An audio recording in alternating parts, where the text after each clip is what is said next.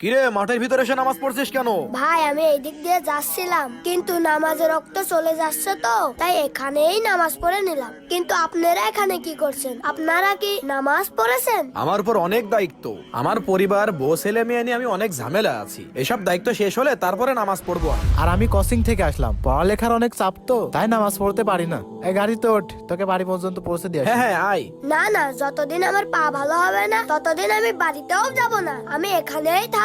এই, তুই তো জন্ম থেকেই প্রতিবন্ধী, তোর কি পা ভালো হবে? আমি তো আপনাদের এটাই বুঝাতে চাচ্ছি, আপনারা যে বলেন দায়িত্ব শেষ হবে, বৃদ্ধ হব, তারপরে নামাজ পড়বো, ঠিক যেভাবে আমার পা ভালো হবে না আর আমি পায়ে হেঁটে বাড়ি যেতে পারবো না, ঠিক ওইভাবে কোনোদিন তোমাদের দায়িত্বও শেষ হবে না আর নামাজ পড়াও হবে না।